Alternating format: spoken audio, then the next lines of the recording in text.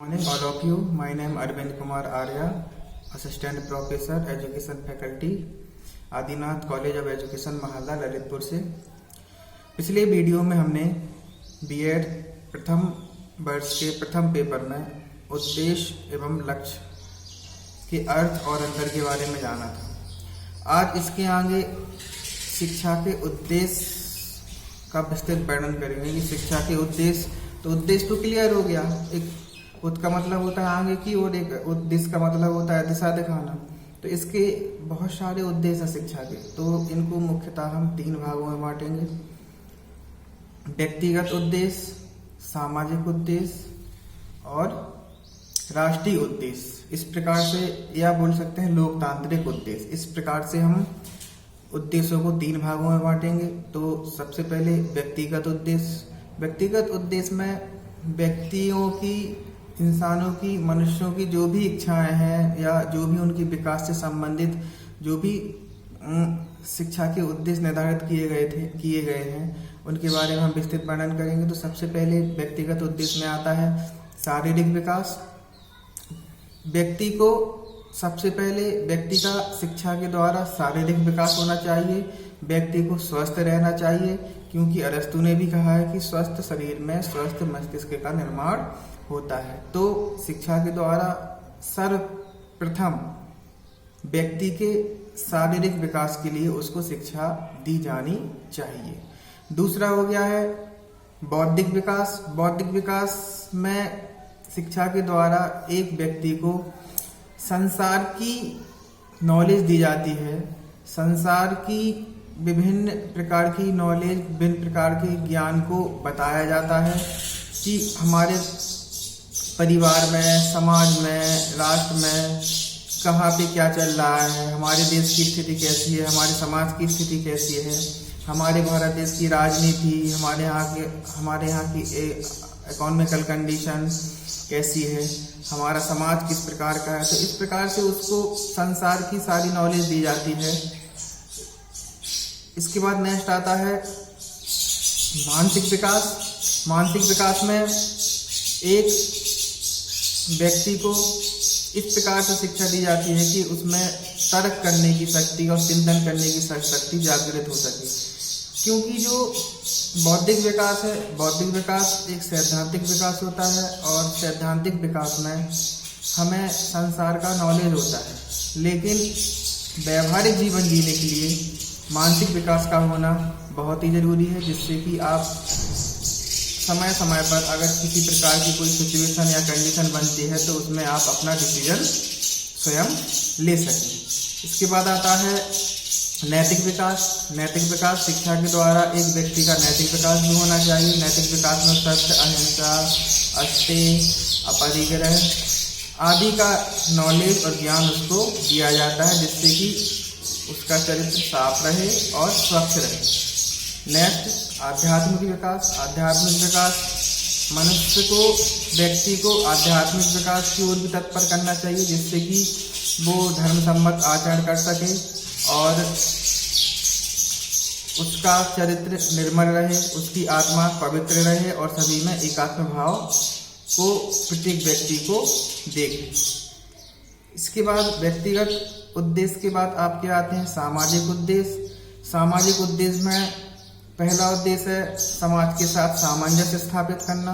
तो सर्वप्रथम शिक्षा के द्वारा व्यक्तियों में आपस में सामंजस्य स्थापित करने की शिक्षा दी जाती है, जिससे कि सभी व्यक्ति आपस में मिलजुल कर रह सकें, एक दूसरे का साथ दें, एक दूसरे की मदद कर सकें और आपस में सामंजस्य बिठाकर एक दूसरे का ध्यान रखकर सभी अपना अपना विकास कर सकें। नेक्स्ट सामाजिक परिवर्तन। सामाजिक परिवर्तन में समाज में बहुत सारे नियम ऐसे हैं, बहुत सारी कुरीतियाँ हैं जो कि गलत हैं। तो समय और परिस्थिति के आधार पर इनमें परिवर्तन भी होना चाहिए। तो शिक्षा के उद्देश्यों के माध्यम से इनमें समय समय पर परिवर्तन करने के लिए भी शिक्षा को रखा जाता है। सामाजिक परिवर्तन के बाद क्रियात्मक तथा नवाचारों को बढ़ाना। मतलब इसमें शिक्षा के द्वारा सृजनात्मकता का विकास, नई सोच, नई विचारधारा, ज्ञान विज्ञान का विकास आदि को शिक्षा में रखा जाता है, जिससे कि समाज अपना विकास कर सके और नई नई खोज कर सके और ज्ञान विज्ञान का विकास कर सके। शिक्षा के सांस्कृतिक उद्देश्य, सांस्कृतिक उद्देश्यों में हमारे भारत देश की संस्कृति, विश्व की संस्कृति को बचाया जा सके और उसको सुरक्षित रखा जा सके और एक पीढ़ी से दूसरी पीढ़ी में उसको हस्तांतरित किया जा सके।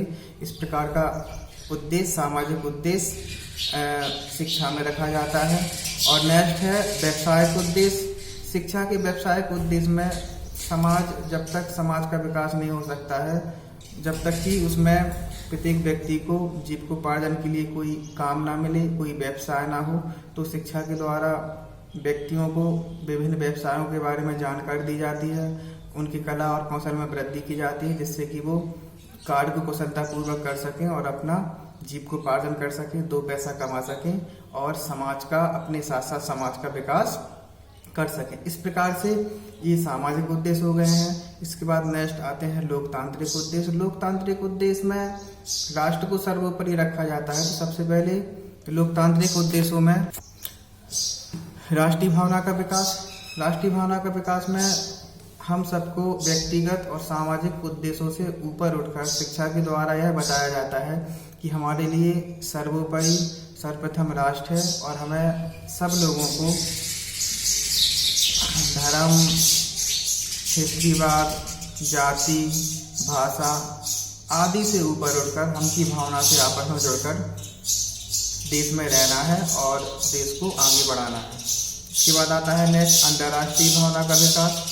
राष्ट्रीय भावना के विकास के बाद अंतर्राष्ट्रीय भावना का विकास होना बहुत ही जरूरी है, जो शिक्षा के द्वारा हमें बताया जाता है। इसमें राष्ट्र के विकास के साथ साथ हमें अंतर्राष्ट्रीय विकास को भी ध्यान में रखना है। किसी दूसरे राष्ट्र का अहित ना हो, ये भी हमें सोचकर अपने राष्ट्र का विकास करना है। और वसुधैव कुटुम्बकम की भावना के साथ, एकात्म भावना से हमें पूरे विश्व को रहना है और एक दूसरे की मदद करना है। इसके बाद नेक्स्ट प्रजातांत्रिक जीवन को विकसित करना। प्रजातांत्रिक जीवन को विकसित करने के लिए इसमें शिक्षा के द्वारा व्यक्तियों की जिम्मेदारियां, व्यक्तियों के कर्तव्य राष्ट्र के प्रति, हमारे भारत देश का जो संविधान है उसके जो नियम है, मौलिक अधिकार है, मौलिक कर्तव्य है, नीति निर्देशक तत्व हैं, उनको जिम्मेदारी से उनका पालन करना, उनको फॉलो करना और सभी व्यक्तियों को उनके बारे में बताना, जागरूक करना और उनके नियमों का पालन करने के साथ साथ अपने समाज और राष्ट्र का विकास करना। तो इस प्रकार से शिक्षा के उद्देश्यों को मुख्यतः 3 भागों में बांटते हैं, व्यक्तिगत, सामाजिक और लोकतांत्रिक। इस प्रकार से आपके शिक्षा के उद्देश्य पूरे होते हैं। इसके बाद शिक्षा को मुख्यतः बोल सकते हैं, शिक्षा के 3 घटक होते हैं, इसके 3 फैक्टर होते हैं, शिक्षक, शिक्षार्थी और पाठ्यक्रम। शिक्षण कार्य के लिए, शिक्षा के लिए, सीखने और सिखाने के लिए तीनों महत्वपूर्ण होते हैं। अगर इनमें से किसी एक को हटा दिया जाए तो शिक्षा पूर्ण नहीं हो सकती है। तो सर्वप्रथम इसमें मुख्यतः 2 घटकों को माना गया था, जिसको बोलते हैं शिक्षा एक द्विमुखी प्रक्रिया के रूप में। इसमें शिक्षा के 2 घटक बताए गए थे, शिक्षक और शिक्षार्थी। या बोल सकते हैं इसमें एग्जाम्पल के रूप में बोल सकते हैं कि जॉन को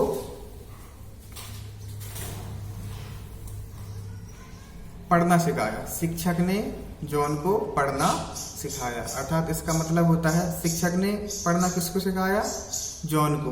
तो शिक्षक हो गया प्रथम और जॉन हो गया द्वितीय। तो इसके मुख्यतः 2 घटक हो गए हैं। जॉन एडम्स ने शिक्षा के 2 घटक बताए थे। इसके बाद शिक्षा एक त्रिमुखी प्रक्रिया के रूप में, शिक्षा के बाद में 3 घटक बताए गए हैं, शिक्षक, शिक्षार्थी और पाठ्यक्रम के। इन तीनों में से अगर कोई एक ना हो तो शिक्षा प्रक्रिया नहीं चल सकती, शिक्षण कार्य नहीं हो सकता है, सीखना और सिखाना नहीं हो सकता। इसमें हम बोल सकते हैं एग्जाम्पल के रूप में कि शिक्षक ने जॉन को लैटिन भाषा सिखाई।